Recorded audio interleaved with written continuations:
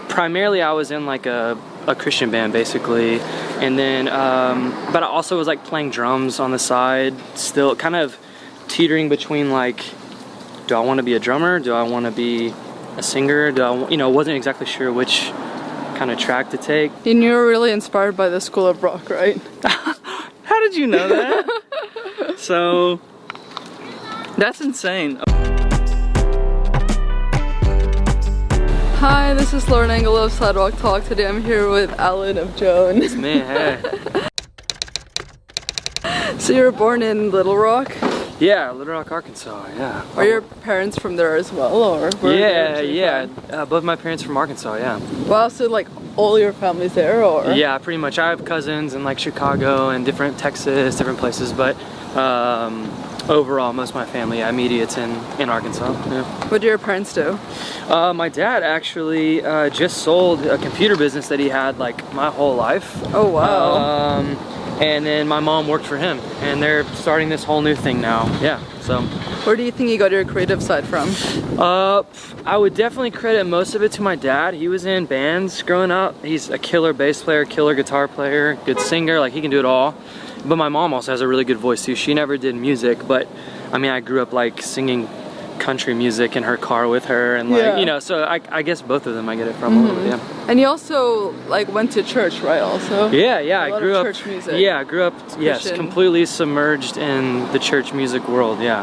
Do you think that influences the music you make now, or not really? Yeah, I think it does to a degree. I mean, I have my qualms with the state of church music these days, at least like radio, which is a whole nother conversation, but so some of it I probably consciously try to stay away from that. However, you are your influences, you are what you grow up on, and so I'm sure there's like ingrained in me things that I don't even realize that I grew up listening to. So. And the music you make isn't really what's common in Little Rock, right? Yeah, I mean, there are definitely some like indie pop bands, indie rock bands, things like that. But no, Arkansas is not like a mainstream hub for commercial music. Like, you can do music in Little Rock, obviously we're doing it, but we're able to do it because a lot of our team is in like London or Sweden or international places like that. We don't have the resources in Little Rock for that. So thank God for the internet. You know what I mean? So. What sites were you looking at? Like how did your music taste develop, like early on? Yeah, a lot of it was my dad's radio growing up, my mom's radio growing up, just listening to what they listened to. My dad, it was everything from like Prince to Bob Seger to Michael Jackson, like the greats. But then my mom was listening to like, oh man, she had everything from like Guns N' Roses to Shania Twain. Like, I mean, it was like a very wide, eclectic thing. I think the common thread through all of it was pop music. Like, I grew up on pop music, and so from very early on, I've been really cool with, I don't know, there's like a stigma with some people, like they don't like pop music, they like... Pop is awesome. Yeah, I know, right? And I agree, but a lot of people are like, oh, if it's not this underground, undiscovered thing, I don't want to listen to it. And I'm like, screw that. What's on the radio? Like, what is the pulse of society listening to? Like, I'm interested in that, you know? So, but anyway. Do you remember the first album that you bought? Okay, so it's gonna be one of two things. One is, they're very opposite of each other, but one is either Usher's My Way album, which is still one of my favorite records of all time, or it was, you may have never even heard of this, Afro Man. Oh, Have you heard of Afro Man? No. I can't even explain it. It was like this underground hip-hop rapper, singer guy, and he had this song called Colt 45 or something like that, and then a song called Because I Got High. And it was like this, I don't know why, and like growing up in the church and stuff. Oh my God. Yeah, exactly. Like I didn't, like I probably wasn't supposed to listen to these things. And so I went to Walmart and I got the clean version, which was like super bleeped out, and you had no idea what he was saying at the time. But anyway, yeah, that was probably it. You were into sports, right? Like basketball? Yeah, I played baseball and basketball growing up. Yeah, community sports. I tried school sports, but I was too small. I had asthma and I wasn't good enough, so music was like the thing I ended up falling back on, which I'm glad I did. Like, it's I make my living now, so it's great. But did you already know from the onset that whatever happens, you're just gonna do music?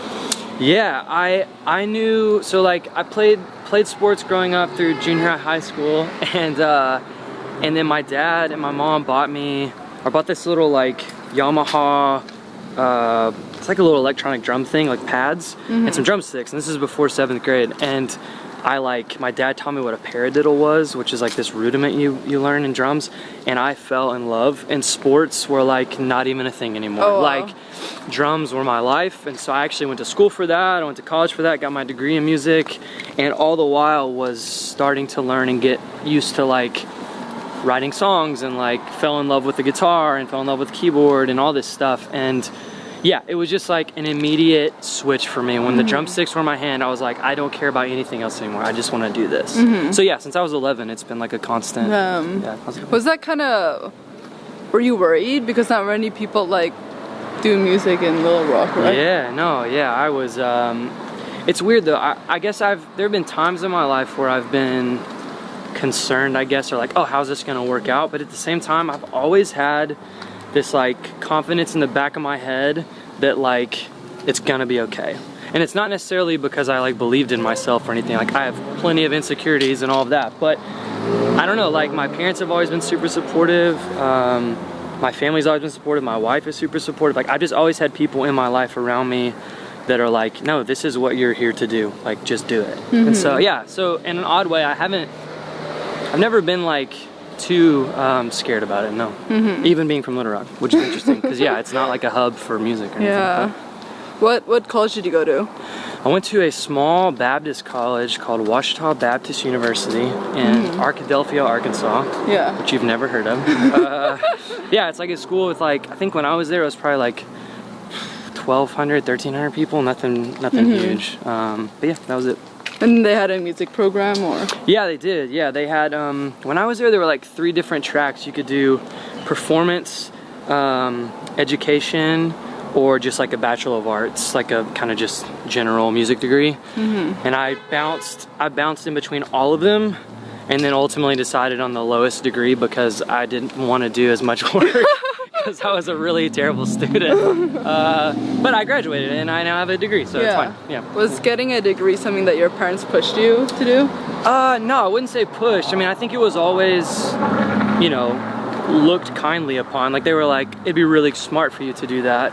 But no, they never, like, I never felt my parents pressuring me to do any of that. It was more just like, this would be a good thing to do. But I think I could have dropped out and moved to LA, and my parents would have still been, I think they still would have been just as supportive because they believed in what I was doing, you know? Looking back, do you think you learned a lot? Like, would you recommend people studying?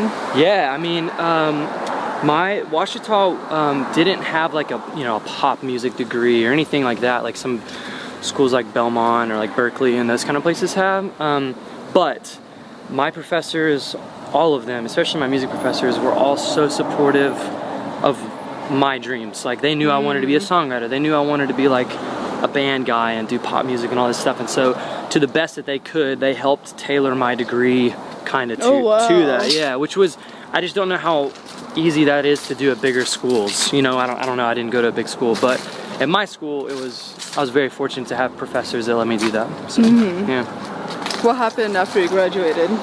Well, immediately after, I actually started working at a church full-time for like a year.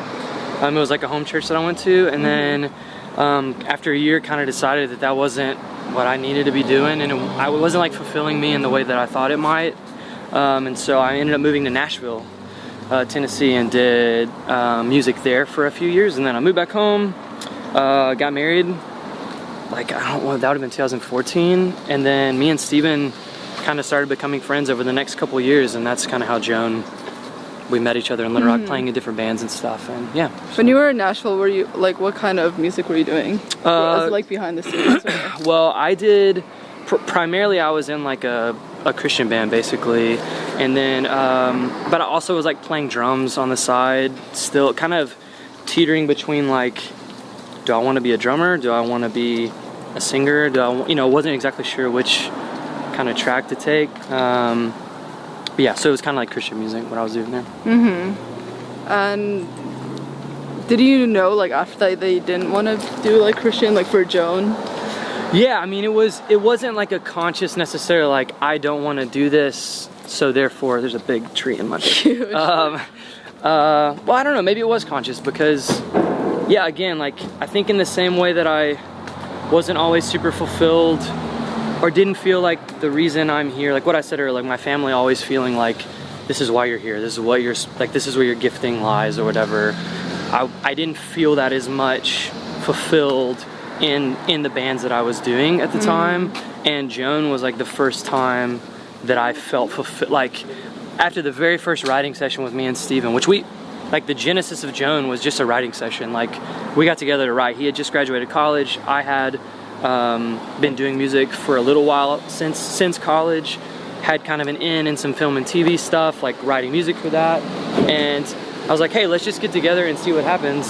And we both looked at each other after that first songwriting session. We're like, oh, this is good. Like this could be a band, you know? And it was kind of all over from there. We were just like, we knew this is what was next. You know, it was like a weird, the stars aligned kind of moment for us. So. Were you ever a solo artist, or were you always like with other people? Yeah, I've just always, basically since high school or early college, just been writing. So I'm always like, I have, oh my gosh, like probably 6,000 voice notes on my phone, which I do not recommend to anyone because it's just like so disorganized. But yeah, so I'm always writing. I have like a slew of songs that are like, I would consider solo songs that are like. But you never put them out? I have one, I don't think I've ever told anyone this, in terms of like JOAN world. Yeah, I have one song out under my name. It's on Spotify, I think. I don't even ever look at it. Yeah. But yeah, again, it was kind of like once JOAN happened, I just was like, all my eggs are in this basket now, you know? So maybe someday I'll, like me and Steven have talked about developing some of those songs, not for JOAN, but just like, just to do it kind of thing with some friends of ours. But it's just not, I don't know, JOAN became the priority and I'm not super interested in that at this point, you know, but. How did you come up with the name? JOAN? Yeah. Oh man, we always get this question. Yeah. There isn't really a great story behind it. Steven will be able to answer this better, but basically he had a list of band names that he just liked, and he tried to use it for another band he was in, and I don't think any of the guys liked it. And the minute he told me that one, we were both like, okay, the vibe and aesthetic that we're wanting to do with JOAN fits JOAN, the name. It was like, we liked the kind of female bent to it, like the feminine, you know, quality of the name, even down to like the font that we liked. It just looked rad with it. And so, I don't know, that's kind of important to us to make sure the aesthetic matches the music and, you know, all that stuff. What inspirations did you have for the aesthetic? Yeah, I think if I could sum up, at least in my opinion, it was like what did like teen Vogue magazine look like in 1996? And that's what we were going for. That. You know what I mean? Yeah. It's like, I don't know, like we found an issue of like, it was like Jared Leto in like 96 Teen Beat or so, I don't know, some like teenage driven magazine back in the 90s, and it was like the most 90s thing I've ever seen in my life, and we were like that, like down to the font they use, we were like, that is what we're going for. So Did you always have this style, or just with JOAN? No, oh my gosh, I was actually talking with Lola, my wife, the other day about this. I've probably transformed like 800 times since I've been born, but this has been probably the longest I've stayed in a vibe, you know, for my life. But I'll probably be in this one for a while. Yeah. So, yeah. Sorry. How do you think your music has changed since the early songs you made? Yeah. So the stuff we're writing right now, and some of the stuff we'll play tonight that's new, is definitely more. It's like us, so it's got, I would say, like the kind of retro vibe to it with some of the sounds and melodies and whatever. But we're kind of we're bending a little more even pop than we did on Portra. Portra's like chorusy guitars, and there's some obviously 80s sounds in there mixed in and blah blah. And we have some of that still. That's probably always going to be with us because that's just what we love. But this is a little more pop now without being too pop now. I don't know how to explain it. Like, you know, like if you listen to the radio, there's a lot of different stuff. There's like, you hear like vocal chops and like choruses that aren't really choruses. It's just like instrumentals, and it's all EDM influence, which I'm a big fan of. There's some of those kind of rules that we don't try to play by just because it's so saturated. But we also love it. So it's like, how can we take elements of this thing we love and this thing we love and Charlie Puth and, you know, even Katy Perry and like all these mega pop stars that we love their music, and how do we make it Joan? You know what I mean? Like how do you absorb that information and still make it uniquely you? That's like, I feel like every songwriter's big problem. Yeah. You know what I mean? Like that's the big hard part. But how do you think you've grown as a person compared to when you were younger? oh man, I mean, I grew up in Little Rock's not like super small, but compared to the rest of the world, it's pretty small. The city I went to is junior high and high school, and it's called Sheridan, and it's like very small, very concentrated, you know, mostly white people, like things like that. And so I grew up in an environment that's, I wouldn't say like totally closed-minded, but pretty closed-minded. So like, especially since my young adulthood into my adulthood, like I've just seen a lot of the world, and it's opened my eyes to like just the vast amount of people that are out there and the vast amount of belief systems and lifestyles and choices, and like it's just a big wide open world. And I've just learned to like love and accept everyone despite if they're different than me, you know what I mean? And I was never unaccepting of people as a young kid, but I just, until you see the world, you don't understand it. Like that's what I tell my friends that haven't really seen the world. I'm like, you have to, because you're not going to empathize or sympathize with others until you meet them face to face. Like, you know, does that make sense? Yeah, no, I totally agree. Yeah, I know. But, and being from a small place that's kind of closed off, or it can seem that way to the rest of the world at least, it's, I think that's the biggest challenge, is like just getting out there and meeting new people and seeing other cultures, and it's just different. I mean, everywhere is so different, you know? So anyway, that's probably, I don't know if that answers your question. Yeah, no, that totally does. Okay. What would you say have been your biggest challenges so far? As just a human? Yeah. That's a really good question.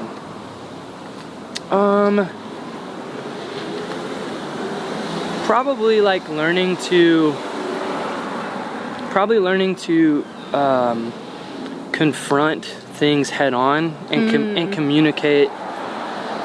Like, I think as humans, it's really easy to like close off when you don't want, like most people don't like confrontation. Yeah. I don't like confrontation. Like, people that do generally either are lying or they're just like a very special type of person that can like handle getting yelled at or yelling at people. Yeah. That's just not my personality. So like, especially like being married now and living with someone else and like learning how someone else does everything, and it could be completely different than the way you grew up and stuff like that. Just learning how to communicate and be open and honest about stuff, even if it's like kind of uncomfortable to talk about, and always expecting the best out of someone rather than the worst. Like, especially nowadays, everything's so divisive. Are you on this side of the political spectrum or this side, or do you care at all? You know, like everyone's yelling, blah, blah, blah, blah. I think the biggest thing I've learned is like, just listen to people, expect the best out of people, love everyone as you would want yourself to be loved, you know? Yeah. Like, it's, I mean, that's just a biblical thing. Like, that's like a world standard, or it should be. Like, treat others how you want to be treated. Yeah, so true. I mean, it's really not that hard, but, well, it is hard to, you know? What does love mean to you? What does love mean to me? I would say love means, well, I can put it in the context of like my wife or my family. It's should be unconditional. I've been unconditionally loved in my life, and I've been conditionally loved. So I've made mistakes in the past that have caused people, you know, a relationship to break or those kind of things. I strive to be the latter. The former. I strive to be unconditional in my love for people, and that means, I mean, forgiveness. Like forgiveness, being patient with others. Like I said earlier, treating someone the way you want to be, like the way you want to be treated. And I think to me, that alone summarizes what a loving person would be. Yeah. You know. Oh my God, these trees. That's okay. Last question. Yeah. What do you want Joan to be remembered for? Oh man, it's like a legacy question. That's good. And your questions are awesome. Thank you. Yeah, I think it would be two things. Like, I think music is so universal. It's like a language. It's its own thing. Anyone can speak it. Even if you don't speak the language it's in, you can feel it. You can like communicate with it. So I would love, for one, Joan to be remembered to be like, you know, good music that made people dance, made people happy, made people feel something akin to joy. And then secondly, I hope that we're remembered as individuals, me and Steven both, as just like good people that loved others, but not just with our music and with the career and all that, like the like fame part of the celebrity part of all of that, I have like zero interest in. Like that doesn't interest me at all. I want people to be affected by me in a positive way as a human. Yeah. And so whether that's like an interaction at the merch table or a hug after the show or a handshake or high five, whatever, like us Joan boys, we're just here to like love people. Yeah. That's like the goal. That's I the love big that goal. so much. Oh, thank you. Thank you so much. Of course, yeah. Bye. Hi. Hi, this is Lauren Engel of Sidewalk Talk. Today I'm with Steven of JOAN. Hi. So you were born in Little Rock? Yeah. Are your parents, were they from there as well? Like grew up there? Or? No, so yeah, like 4 hours from Little Rock is where I was born and where my family actually grew up. And then we lived in Minnesota for a little bit. Oh. And then, yeah, came back to Little Rock, and that's been home for a long time, like 12 years or so. Oh wow. So. Moving to Minnesota, was that for your parents' job? Yeah. My dad got a job there. What do your parents do? Well, my mom stays at home, or she did whenever we grew up, and then my dad, he works for a construction company. He's like a financial guy at a construction company. So, where do you think you got your creative side from? I honestly have no idea, because my parents don't, I mean, I would call them creatives, but in a different way than me.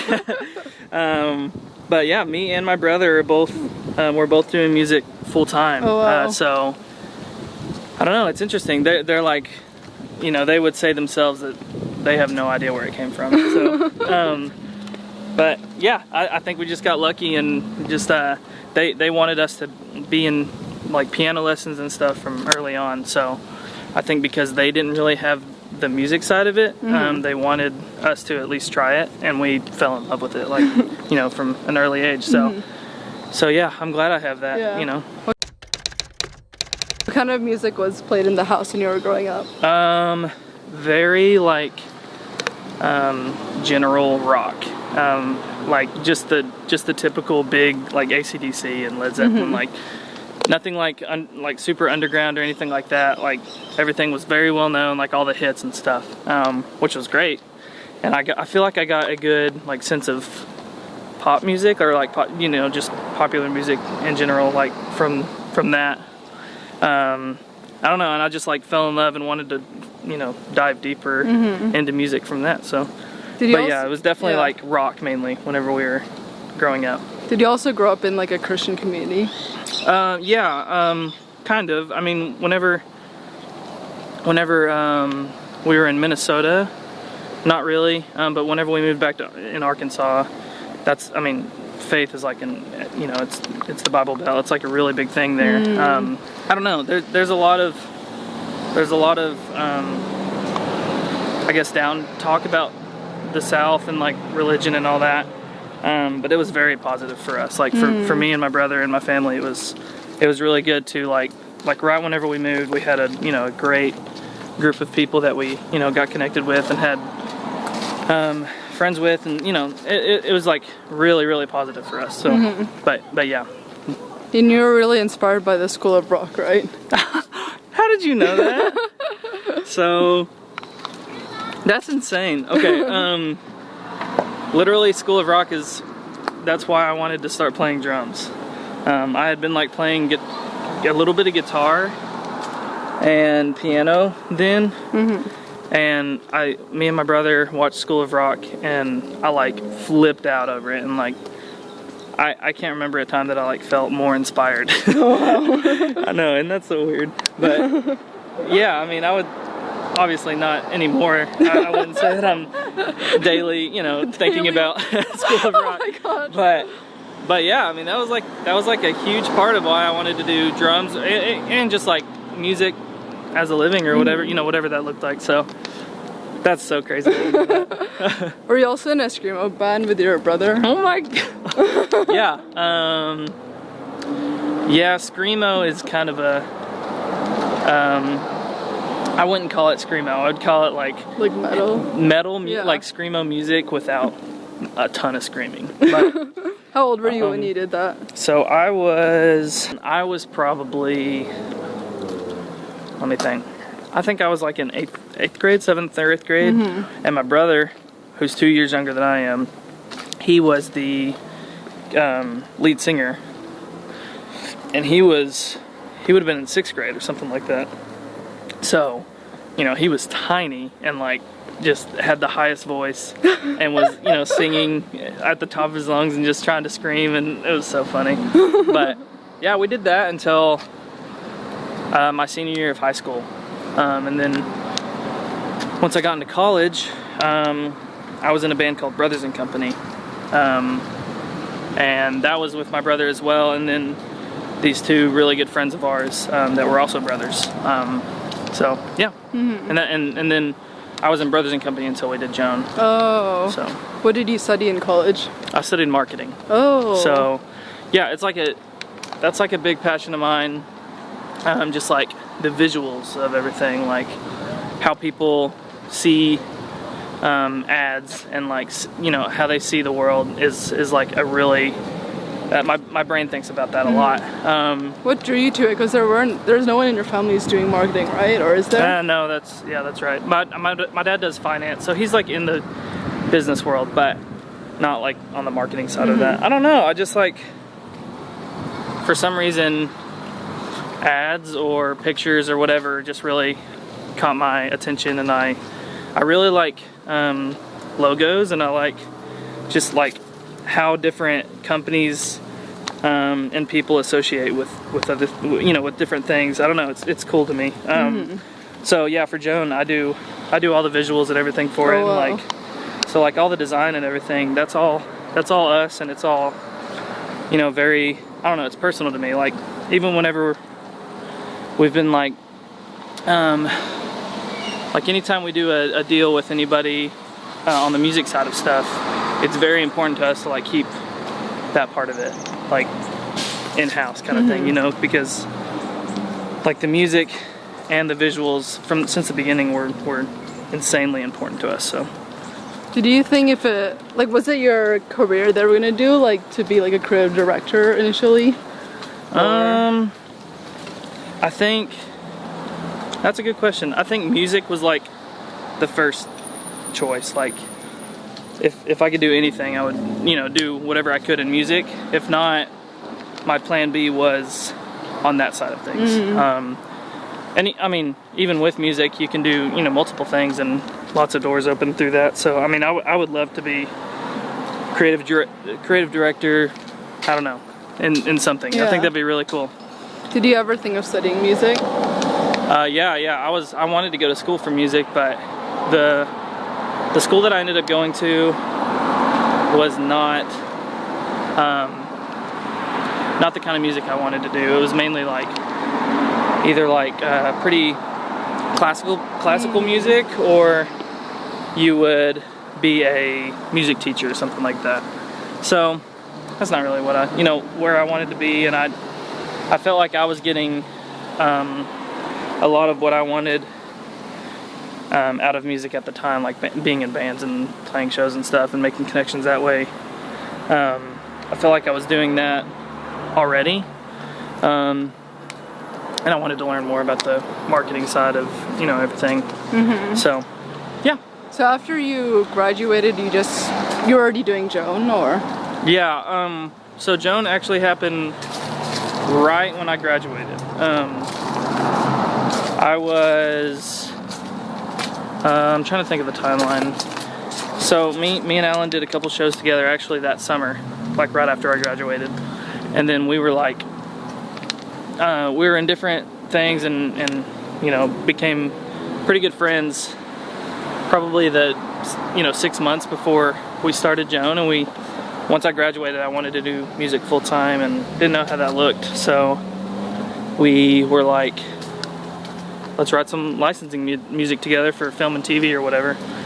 And we wrote Take Me On, and we were like, all right, this is not film and TV music. You know, I mean, it still could be kind of for that, but we were like, this is more than that. It's, you know, it's a band. So, yeah. So from then we were like, kind of all hands on deck for JOAN. So, were you working other jobs, or how were you like living early on? Drums. I was making, you know, I still make music, or still make a living like playing teaching? drums, and just contract drums for whoever I can play for. Yeah. Nice. I was doing that a lot more then. Now you know, I'm touring a lot through JOAN and having, you know, I mean, which is what I wanted. I was just like, if I can kind of make my full-time thing JOAN, then you know, that'd be the goal. So, but yeah, that's what I was doing at the time, and it was small, but it was in Little Rock. It's super easy to make a living. You know, like it's a lot easier than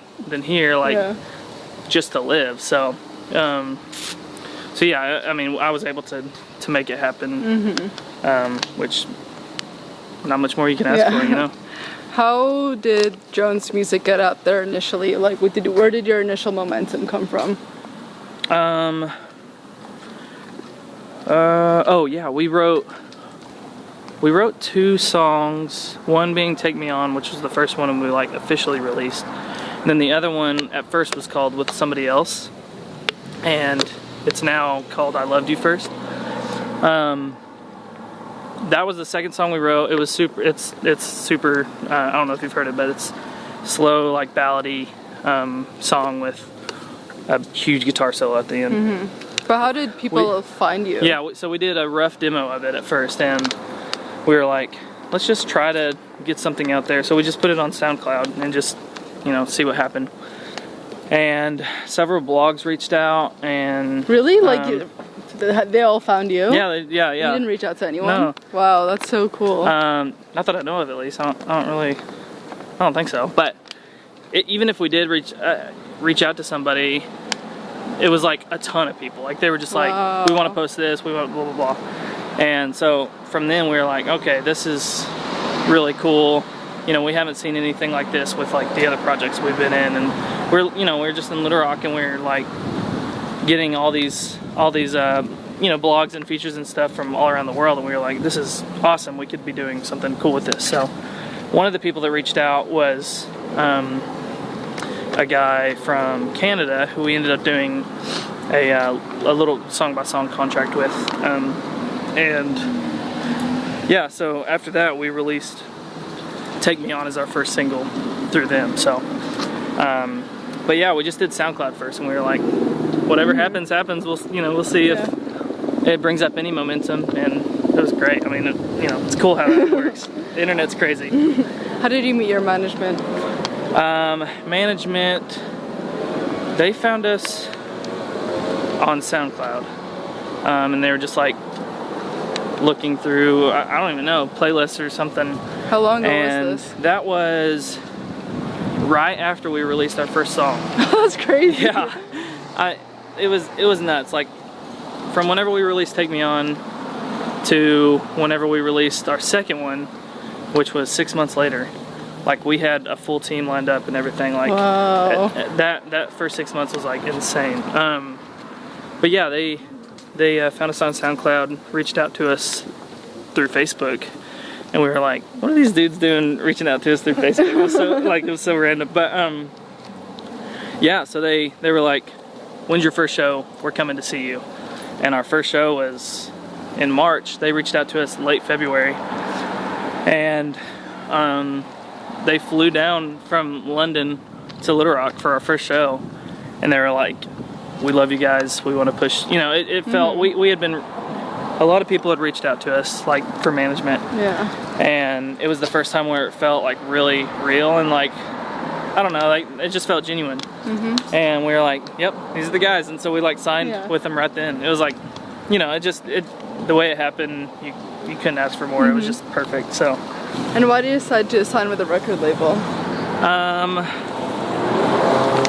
I don't know, so basically everything we've been doing, like meeting people, or meeting, how am I trying to say this? Like meeting people, we've been trying to make it like as meaningful as possible, I guess. Like we've been waiting for the right people to come along on everything, because we had kind of a lot of people reaching out at the beginning. We literally took every call we could and just like wanted to meet as many people as we could, and talk to as many people as we could, kind of to see who was for real and stuff. And we were like, we'll just take our time and we'll release music like we have since kind of the beginning, and whenever we find the right people to do a deal with, then we'll do it, you know. So yeah, so Snafu is the label we're with now. We're actually going to release another song kind of independently, and then the next one after that will be with Snafu, and that'll be early 2019. Nice. So yeah, I don't know, they reached out and they were like, we love you guys, and kind of gave us a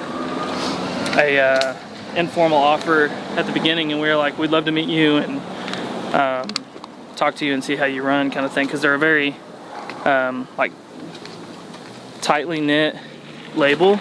Like everybody's kind of all hands on deck, and I don't know, it just like it felt cool even from like the idea of who they were. So they flew us out to Sweden, and we hung out with them for like 2 days and just got to like watch how they work and stuff, and we were like blown away.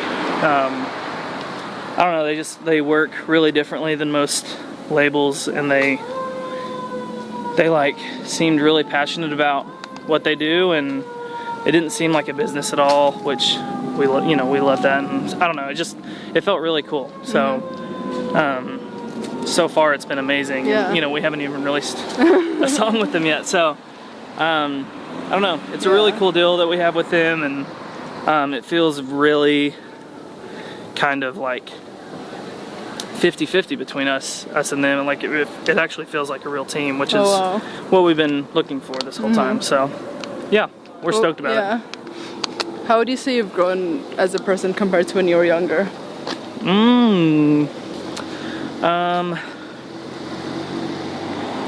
Oh, that's hard.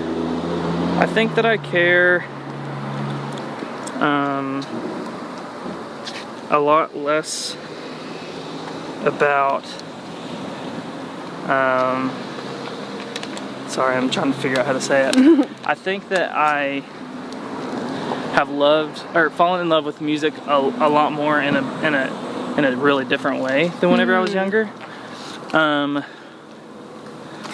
think that I love my friends a lot more and a lot better, and I see like the value in them a lot more now, if that makes sense. Yeah. And I think the same for me. I think that I like every day learn more about myself, and I don't know, like I get to improve on myself a lot more and see like what I can do better kind of every day kind of now. So what would you say have been your biggest challenges so far? Just like in general? Yeah. Oh gosh. Biggest challenges. I don't know. I think a lot about how I can kind of love people better. And I think that's kind of a cop-out answer a lot of times, but oh no, I just it's feel the first like one I've heard. I just feel like that's what everybody needs right now, and not a lot of people are getting it. And I don't know, that's been on my mind a lot recently, just like how like everybody that I interact with, how can I make that interaction the best I love you know, that. for both me and them. So I don't know. I think that may be my answer. I don't know. Last question. It's kind of similar, but what does love mean to you? Oh, was that a planned question? Yeah. Look at just that. all flew, We're making segues. flew together. Yeah. I think, I would say love to me means not judging people and like kind of seeing where they're at and meeting them where they're at, and I don't know, just loving them where they're at, instead of like saying, oh, someone's here, so I need to love them. It's like they're there and I love them because of that kind of thing, if that makes sense. So no, I love that. yeah. Yeah. This is awesome. Thank you so much. Yeah. Bye. Bye.